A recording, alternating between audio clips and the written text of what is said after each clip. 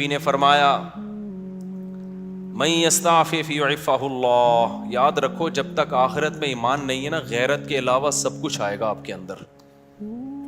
میں نے بڑے بڑے لالچی لوگ دیکھے، داڑیاں ٹوپیوں والے، ایسے نور ان کے چہروں پہ برس رہے ہوتے ہیں نا، آدمی کہتا ہے پتہ نہیں کہاں سے نور کی کریمیں لگائی ہیں اس نے. ایسے مکار لچڑ ہوتے ہیں نا کہ آپ کی سوچ ہے مذہب کا منجن بیچتے ہیں. میں نام لے کے بتا سکتا ہوں کون کون یہ کام کر رہا ہے، لیکن فتنہ کھڑا ہو جائے گا. نام لے کے بتا سکتا ہوں کون داڑھی ٹوپی کا منجن بیچ رہا ہے. ایسا نیک لگے گا جیسے اس سے بات ایسی کرے گا وہ اللہ رسول کے علاوہ کوئی بات ہی نہیں. مجھے ڈر لگتا ہے غصے میں کہیں میرے منہ سے نام نہ نکل جائے ان لوگوں کا، لیکن ایک بڑا فتنہ کھڑا ہو جائے گا، اس لیے نام نہیں لے رہا میں. اور یہ مذہبی لوگوں میں منجن بہت ہے، کیونکہ مذہب کے نام پہ نا منجن بکتا بڑی جلدی ہے. لوگ یقین کر لیتے ہیں حضرت جی اتنے نیک، ماشاءاللہ بغلیں بھی صاف حضرت کی اور اتنے خوبصورت. تو یاد رکھو فراڈی آدمی کے لیے داڑھی رکھنا اور پگڑی پہننا کوئی مشکل کام نہیں ہے. فراڈی یہ کام کر بھائی داڑھی ٹوپی داڑھی رکھنا ضروری ہے، لیکن یہ بھی تو ہو سکتا ہے چور نے داڑھی رکھی ہو لوگوں کو الو بنانے کے لیے. مدرسے والے کبھی چور نہیں ہوتے، چور لوگ مدرسہ کھول لیتے ہیں کہ پیسہ آئے گا. بڑے بڑے ٹرسٹ چل رہے ہیں جو بڑے بڑے فراڈی ہیں. سارے ٹرسٹ فراڈی نہیں ہے لیکن فراڈی ٹرسٹ بھی ہیں بہت سارے. مجھے خود ایک وکیل نے بتایا کہ جب کسی آدمی کو کروڑ پتی بننا ہوتا ہے نا اور گاڑیاں منگوانی ہوتی ہیں کسٹم پے کیے بغیر تو وہ ٹرسٹ کھول لیتا ہے. اس نے مجھے بتایا کتنے لوگوں نے ٹرسٹ کھولے ہوئے پاکستان میں، دبا کے نوٹ چھاپ رہے ہیں. تو یہ دھندے پاکستان میں سب سے زیادہ ہوتے ہیں، دنیا میں اتنے زیادہ بولو نہیں ہوتے. لیکن ہماری قوم اندھی ہے خدا کی قسم. غصہ آ رہا ہے مجھے. اور رمضان میں تو طبیعت سے چورن بکتا ہے، اٹھا اٹھا کے پھینک رہے ہیں پیسے، یہ لے یہ لے یہ لے. ابے دیکھ نہیں رہے یار یہ کیا کر رہا ہے. یہ اتنا اندھا اعتماد، تمہیں اللہ نے ایک پیسہ کی نعمت دی، اس کو برباد تو نہ کرو نا تم. ایک اور کام رمضان میں ذہن میں رکھو، موضوع سیٹ رہا ہوں فوراً آ رہا ہوں پھر اس طرف. ایک اور کام، کیونکہ رمضان میں منجن زیادہ بکتا ہے. دیکھو دینی مدرسوں کا جتنا میں قائل ہوں نا آپ نہیں قائل. میں اگر یہاں بیٹھا ہوں تو مدرسوں کی وجہ سے بیٹھا ہوں، اللہ مجھ سے جو ٹوٹا پھوٹا دین کا کام لے رہا ہے. لیکن مدرسے میں چندہ دینے سے پہلے سوچو یہ قابل اعتماد مدرسہ ہے یا نہیں ہے. بہت دفعہ ایسا ہوتا ہے کہ آپ کو میں پیسہ کمانے کا طریقہ بتا رہا ہوں، غلط طریقہ. آپ اگر بے روزگار ہے نا، پاکستان میں بے روزگاری ایک بہت بڑا مسئلہ ہے، لیکن یہ مسئلہ میں آپ کا 2 منٹ میں کیا کر رہا ہوں ختم کر. جہنم میں تو جاؤ گے لیکن مسئلہ بے روزگاری کا ختم ہو جائے گا. آپ نے کیا کرنا ہے، آپ نے ایک زمین خریدیں وہ بھی چندے کے پیسوں سے،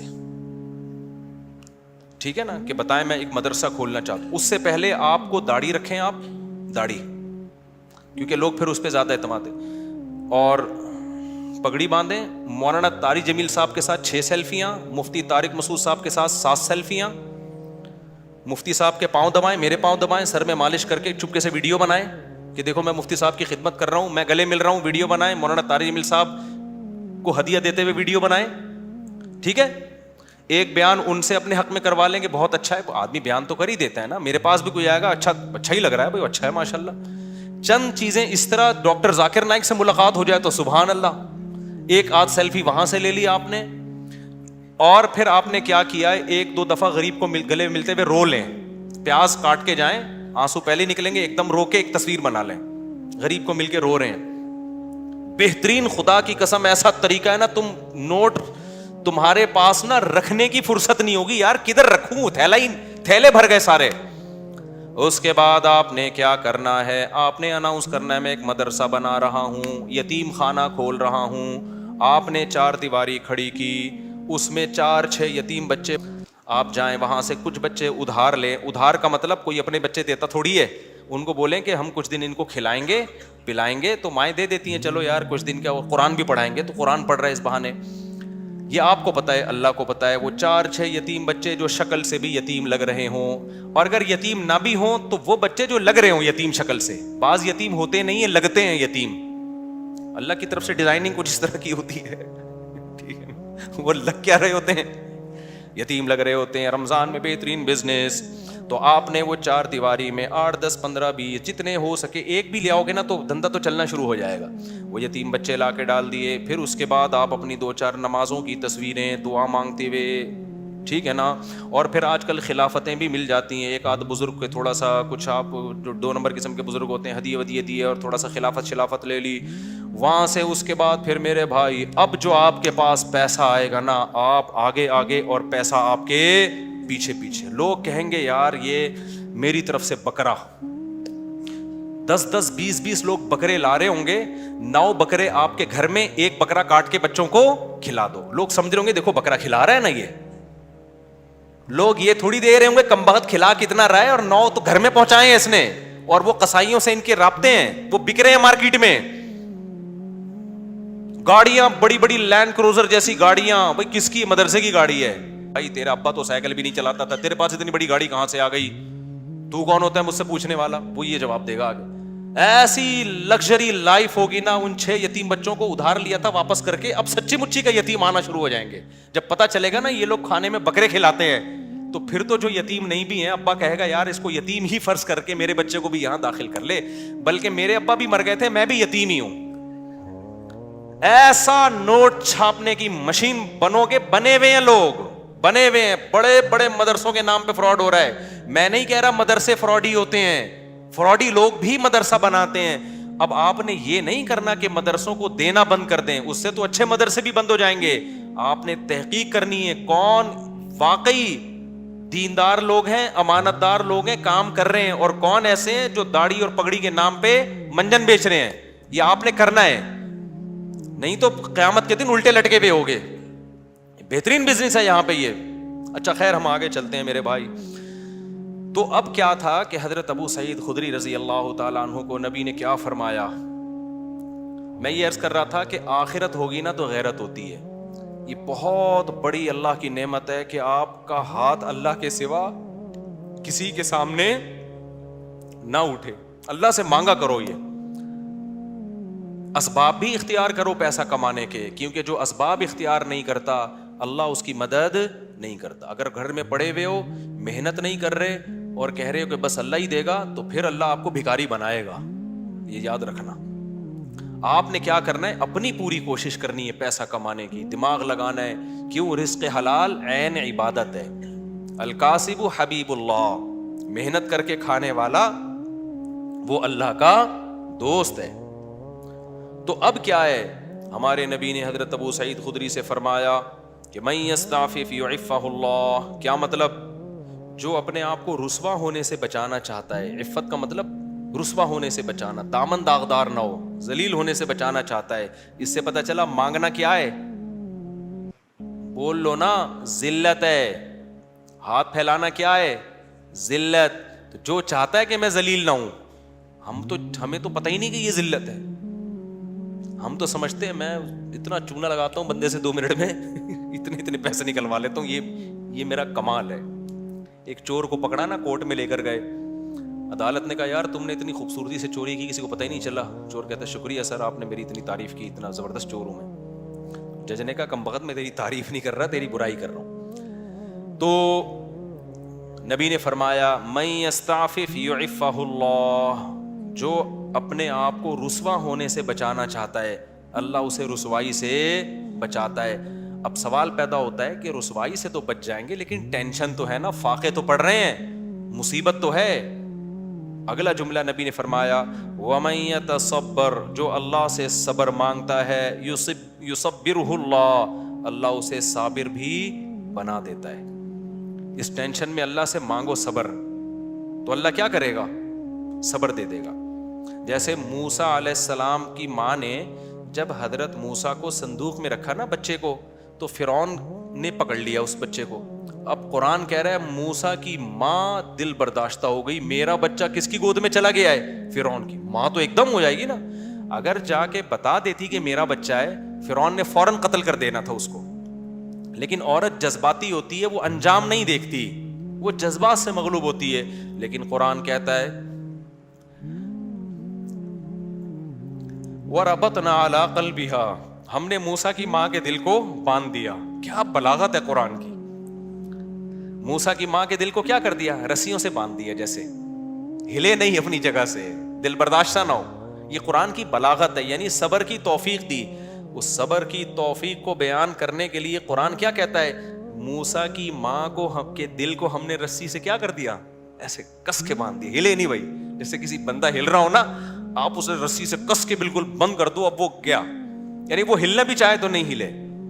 تو اس سے پتہ چلتا ہے کہ بعض دفعہ انسان بے صبرا ہو رہا ہوتا ہے، لیکن اللہ کی طرف سے اس کو ایسی توفیق ملتی ہے کہ اللہ اس کے دل کو رسیوں سے باندھ دیتے ہیں، ہلنا نہیں، چپ کر کے تمیز سے بیٹھا رہے، مجھ پر اعتماد اور توکل کر۔ اسی لیے قرآن میں نبی کو اللہ نے فرمایا وما صبرک الا باللہ، اے نبی آپ صبر کریں، لیکن آپ کا صبر اللہ کی توفیق کے بغیر نہیں ہوگا، یہ صبر بھی آپ نے اللہ سے مانگنا ہے۔ تو نبی نے فرمایا جو صبر کرنا چاہتا ہے اللہ اس کو صبر کی توفیق دیتا ہے۔ آج ڈپریشن اس لیے بڑھ رہی ہے کہ صبر کرنا چاہتے ہی نہیں ہے، جو ٹینشن آئی، جو مصیبت آئی، بس نکال دو فوراً جا کے، جو پہلے آ گیا نا وہ پٹتا ہے۔ آپ جب غصے میں بیٹھے ہو تو جو شروع میں آ گیا نا وہ اس کا کیا ہو گیا؟ بیڑا غرق ہو گیا۔ اس کے بعد حدیث دیکھو، حضرت ابو سعید خدری واپس چلے گئے، کیوں؟ نہ ماں نے کوئی اعتراض کیا، نہ 10 سال کے بچے نے کوئی اعتراض کیا۔ کیوں؟ لیڈر کو دیکھ رہے تھے کہ لیڈر ہم سے زیادہ قربانی دے رہے، اور آپ کی صداقت پہ یقین تھا۔ حدیث میں آتا ہے کہ حضرت ابو سعید خدری نے زندگی بھر کسی سے نہیں مانگا، یہاں تک کہ اپنا کوڑا بھی گرتا تھا نا اونٹ سے تو نیچے اتر کے اٹھاتے تھے، وہ کوڑا بھی نہیں مانگتے تھے کسی سے۔ حالانکہ یہ تو ٹھیک ہے کوئی کوڑا دے دو مجھے میرا کوڑا، لیکن نہ نہ نہ نہ بٹ نہیں تو مطلب نہیں، اب سب کچھ خود کرنا ہے، اب نہیں مانگنا کسی سے کوڑا۔ وجہ کیا ہے؟ لیڈر کی طرف سے موٹیویشن مل رہی ہے، کیونکہ پتہ ہے لیڈر یہ بات بتانے کے پیسے بولو نا نہیں لے رہا، اور دیکھ رہے ہیں کہ ہمارے گھر میں فاقہ ہے تو لیڈر کے گھر میں اس سے زیادہ فاقہ ہے، اس سے زیادہ فاقہ ہے۔ تو اس لیے آپ اگر گھر میں سربراہ ہیں نا، بچوں کو انسان کا بچہ بنانا چاہتے ہیں تو پہلے خود انسان کا بچہ بننا پڑے گا۔ یہ میں اصل میں ایکچولی میں یہ کہنا چاہ رہا تھا، جس کے لیے پورا میں نے واقعہ سنا۔ اصل آپ کون سا میدان جنگ میں جا رہے ہو، جہاد میں جا رہے ہو، ماں باپ اور بھائیوں کو کٹوا رہے ہو آپ۔ تو ایکچولی جو میں بات عرض کرنا چاہ رہا تھا کہ اگر آپ چاہتے ہو کہ آپ کی بیوی انسان کی بچی بن کے رہے تو آپ کو پہلے انسان کا بچہ بننا پڑے گا۔ آپ چاہتے ہو کہ میرے گھر میں اخلاق کا ماحول ہو، تمیز سے بات کیا کریں، تو پہلے آپ کو تمیز سے بات کرنی پڑے گی۔ آپ بیگم سے کہہ رہے ہو تمیز سے بات کرو، اس کا مطلب آپ خود ہی تمیز سے بات نہیں کر رہے، وہ تو آپ کا ایٹیٹیوڈ دیکھ رہی ہے نا۔ باپ گھر میں آ رہا ہے چنگیز خان بن کے چیخ رہا ہے یہ کیا ہو رہا ہے، پھر وہ کہہ رہے سب آرام سے بات کریں، تو کہیں گے نا ابا آپ تو آرام سے کر نہیں رہے۔ ایک صاحب کو غصے پہ بہت غصہ آتا تھا، ایک صاحب ہمارے جاننے والے تھے، جب کوئی غصہ کرتا ان کو بہت غصہ آتا، غصہ کیوں کر رہا ہے، اسی بات پہ ان کو غصہ آتا تھا۔ ہم کہتے تھے اس کو جتنا غصہ آ رہا ہے نا کسی بات پہ، اور آپ کو اس غصے پہ اس سے زیادہ غصہ آ رہا ہے، تو اس کو غصہ کیسے ٹھیک ہوگا؟ اب آپ کسی کو یہ سمجھا رہے ہو کہ غصہ مت کرو، تو یہ بات آپ کو آرام سے کہنے پڑے گی، غصے سے نہیں، کیونکہ اگر آپ نے غصے سے کہہ دی اس کا مطلب وہ جو کام وہ کر رہے ہیں آپ بھی وہی کر رہے ہو۔ تو مارکیٹ میں جو چل رہا ہے نا وہ بتا رہا ہوں میں آپ کو۔ تو اس لیے میرے بھائی، جب بھی کوئی بات ہم نے اپنے بڑوں کو دیکھا ہے کہ ہمیں اگر سخاوت کی ترغیب دی نا انہوں نے کہ خرچ کیا کرو، تو میں نے اپنے بڑوں کو دیکھا انہوں نے ہم سے 20 گنا زیادہ خرچ کیا۔ 20 گنا تو وہ ہے جو ہمیں نظر آ رہا ہے، جو نظر نہیں آ رہا وہ پتہ نہیں کتنا ہوگا۔ ہم نے دیکھا کہ انہوں نے ہمیں کہا کہ عبادت کیا کرو، تو ہم نے دیکھا کہ وہ ہم سے کئی گنا زیادہ عبادت کر رہے ہیں۔ انہوں نے دیکھا اللہ پہ اعتماد اور توکل کیا کرو، انہیں ہمیں کہا تو ہم نے دیکھا کہ وہ ہم سے زیادہ اللہ پہ اعتماد اور توکل کر رہے ہیں۔ انہوں نے بولا کہ ہم نے مدرسے میں کوئی انتظام کرنا ہے، چندہ جمع کرو، تو خود اپنی جیب سے سب سے زیادہ چندہ دیا۔ نہیں آ رہی بات، چھوڑو رہنے دو، ایسے ہی ٹھیک ہے۔ تو گھر میں بچوں کو عمل دکھایا کرو، آپ اگر اپنے بیٹوں کو سمجھاتے ہو کہ بہنوں کے ساتھ اچھا سلوک کرو, یہ اس زمانے کی بات ہے جب گھر میں بچے بچیاں ہوا کرتے تھے, اب تو ایک آدھ ہوتا ہے تو وہ سارا سیٹ اپ ہی برباد ہو. پہلے یہ ہوتا تھا 7-8 بہن بھائی ہیں تو ماں باپ بھائیوں کو حکم دیتے تھے بھائی بیٹوں کو بھی بیٹیوں کا بھی خیال کرنا. اب تو ٹیاں ہے ہی نہیں, ٹی رہ گئی ہے, بیٹیاں نہیں ہوتی, ایک آدھ بیٹی ہوتی, وہ خود ہی اپنا خیال رکھ لے گی, اس کے لیے آپ کو نہ وصیتیں کرنے کی ضرورت نہ تکلف کی. یہ ان لوگوں کی بات کر رہا ہوں جن کے ہاں بچے ہوتے ہیں, خاندان ہوتے ہیں, چاچے مامے خاندان گھر آباد ہوتے ہیں, تو ان کے لیے خصوصی پیکیج ابھی میں پیش کر رہا ہوں کہ جب وہ اپنے بیٹوں کو سمجھائیں کہ اپنی بیٹیوں کا خیال کرنا, تو کیا مطلب بھائیوں کو سمجھا رہے ہیں بہنوں کا, تو پھر آپ نے ان کے سامنے اپنی بہنوں کا خیال کر کے دکھانا ہے. اپنی بہنوں کو دعوت دو, ان کو ہدیے دو, ان کو پیسے دو, بچوں کو پتا چلے ہمارا ابا اپنی بہنوں کا اتنا خیال کرتا تھا تو ہمیں بھی ابا کے جانے کے بعد اپنی بہنوں کا خیال کرنا ہے. ان کو پتا ہے ابا کے پاس نصیحتوں کے علاوہ کچھ بھی نہیں ہے, ٹھیک ہے, پوری تقریر ابا کی 1 گھنٹے کی ہوتی ہے, لیکن ابا کی جب بہنیں آتی ہیں تو ابا 5 روپے بھی خرچ کرنے کے لیے تیار نہیں ہے. بچوں کو آپ نے کہا کہ دیکھو بیٹا, تمہارے بھائیوں میں کوئی غریب ہو جائے, بھائیوں میں پہلے ہوتے تھے, اب بھائی نہیں, ایک آدھ بچہ ہی بس, کیا سارا برباد ہوگا. مجھے تو اتنا غصہ آتا ہے نا, پکڑ کے چترول لگانا شروع کر دوں کہ تم لوگوں نے فیملی پلاننگ والوں کی باتوں میں آ کے کیسا بیڑا غرق کباڑا کر دیا اپنے گھروں کا یار, سارا فیملی سسٹم تباہ کر دیا. اس کے لیے شادی کرنے کی ضرورت ہی نہیں تھی تم لوگوں کا یار. شادی تو ہوتی بچے پیدا کرنے کے لیے, ایسے ہی تھوڑے دن رہ گئے تھے زندگی گزار لیتے. ٹینشن, بیگم کی ٹینشن کی بھی کیا ضرورت ہے, اور اگر ٹینشن لے لیے تو ایک آدھ بچے ایک سے زیادہ تو پھر اس کی ٹینشن ہوتی ہے. بچوں کی وجہ سے تو بیوی کو پال رہا ہوتا ہے آدمی. خیر اب یہ باتیں پھر خواتین ناراض ہوتی ہیں, ویسے بھی پالتا ہے, ایسا نہیں ہے صرف بچوں کی وجہ سے, تو بلکہ پالتا کہاں ہے, خود پلتی ہیں. تو میرے بھائی میں یہ عرض کر رہا تھا کہ آپ نے بیٹوں کو سمجھانا ہے کہ اگر تمہارے بھائیوں میں سے کوئی غریب ہو جائے تو جس بھائی کو اللہ پیسہ دے گا اس نے اپنے غریب بھائیوں کا خیال کرنا ہے. یہ تقریر جب سمجھ میں آئے گی جب بچے دیکھیں گے ہمارے ابا ہمارے چاچا اور تایا کا خیال رکھتے ہیں. نہیں آ رہی سمجھ. آپ کے بھائیوں میں کوئی غریب ہو جائے نا, ایسا نہ کرو کہ وہ آ کے آپ سے بھیک مانگے, یار اللہ کے نام پہ کچھ دے دے, تو گاڑیوں میں گھوم رہا ہے, کچھ ہمیں بھی دے دے. آپ نے پہلے سے ہی ان کو دینا شروع کر دینا ہے, ان کا حصہ ہے. وفی اموالہم حق للسائل والمحروم وآت ذی القربى حقہ. اللہ کہتے ہیں رشتہ داروں کو ان کا حق دو. تو رشتہ داروں میں تو بھائی بہن سب سے پہلے ہیں بھائی. اللہ کہہ رہی ہے ان کا رائٹ ہے, ان کا حق ہے. آپ کے پاس پیسہ ہے, وہ غریب ہیں, تو میں نہیں کہہ رہا ان کو وہی اسٹینڈرڈ دے دو جو آپ کا ہے, اتنا تو کرو نا کہ کچھ تو تھوڑا سا خیال کرو ان کا. ایک کے پاس پیسہ آ جاتا ہے, دوسرا پیچھے پڑا ہوا ہوتا ہے اور وہ کہتے ہیں تجھے ضرورت کیا ہے, تو ضرورت کیا ہو بھائی. بھائیوں کو بہنوں کو ضرورت کی وجہ سے نہیں دیا جاتا. کس وجہ سے دیا جاتا ہے؟ رشتے کی وجہ سے دیا جاتا ہے. یہ اللہ کا حکم ہے. اگر آپ آخرت پر ایمان رکھتے ہو آپ کو یہ کرنا پڑے گا. نہیں رکھتے تو جیسے انگریز زندگی گزار رہا ہے, وہ بیوی کو بھی نہیں کھلاتا, وہ ماں باپ کو نہیں کھلاتا, تو آپ بھی نہ کھلاؤ.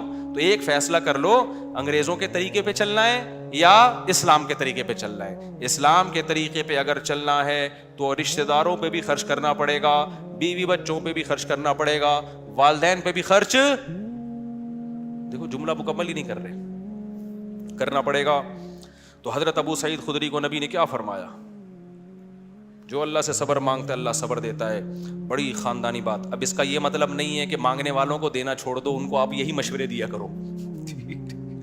آئندہ کوئی آئے بھکاری تو آپ کو حدیث میں آتا ہے حضرت ابو سعید خدری آئے تھے تو نبی نے ان کو مشورہ دیا تھا, تو میرا بھی مشورہ یہ اللہ سے مانگ جا کے.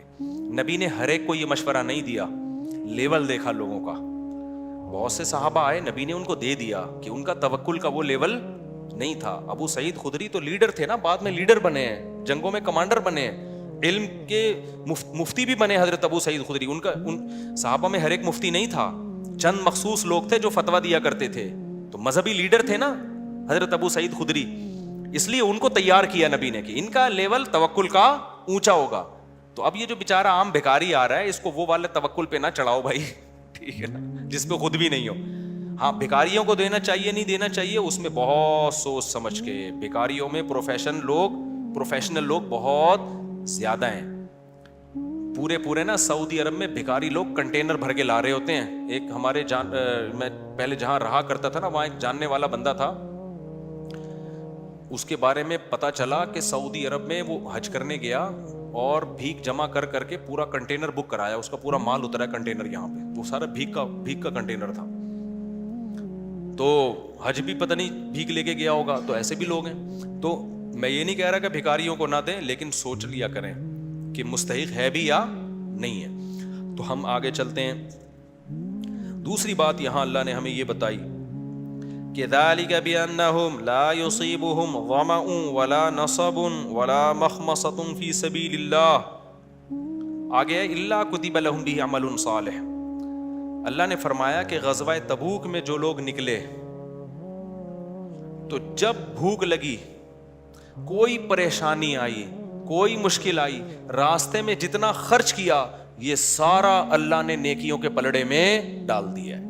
اس آیت سے علماء نے استدلال کیا ہے کہ جب آپ اللہ کے لیے کسی کام کے لیے نکلتے ہو, مقصد کس کو خوش کرنا ہے؟ اللہ کو, تو راستے میں جو کچھ ٹینشن آئے گی, جو کچھ اپنی ذات پہ بھی خرچ کرو گے, تو وہ سارا کا سارا نیکیوں میں شمار ہوگا. ہم اگر عمرے کے لیے جاتے ہیں تو کس کے لیے؟ اللہ کو. تو اس لیے حج کے لیے جاتے ہیں تو کس کو خوش کرنے کے لیے؟ اللہ کو. تو اب آپ جب حج کے لیے نکلو گے نا, کوئی ٹینشن آئے تو ٹینشن نہیں لینی, یہ سمجھنا ہے کہ اس ٹینشن پہ کیا مل رہا ہے؟ اجر. کیونکہ ہم کس کے لیے یہ کام کر رہے ہیں؟ اللہ کے لیے. راستے میں اگر آپ اپنے اوپر خرچ کرتے ہو, اس خرچ پہ بھی صدقے کا ثواب ملے گا آپ کو, کیونکہ یہ خرچ بھی کس کی وجہ سے کیا جا رہا ہے؟ تاکہ راستے کی ٹینشن نہ ہو نا. تو یہ سب اللہ کے ہاں. تو اس لیے جب کوئی علم کے راستے میں نکلے, تبلیغی جماعت میں نکلے, مسجد میں آنے کے لیے نکلے, حدیث میں آتا ہے جو مسجد جاتا ہے اللہ کی نظر میں ایسے جیسے احرام باندھ کے حج کرنے جا رہا ہے. وہ ایک لحاظ سے مشابہت تو ہے نا. تو اس لیے جب بھی کوئی کام اللہ کے لیے کرنا شروع کرو تو ان کی ٹینشنوں پہ ٹینشن نہ لیا کرو. سمجھ لو کہ اب یہ ہم اپنے لیے نہیں کر رہے, اب کس کے لیے ہو رہا ہے؟ یہ اللہ کے لیے ہو رہا ہے. تو اب اس میں ہر چیز پہ ہمیں کئی گنا زیادہ اجر ملے گا.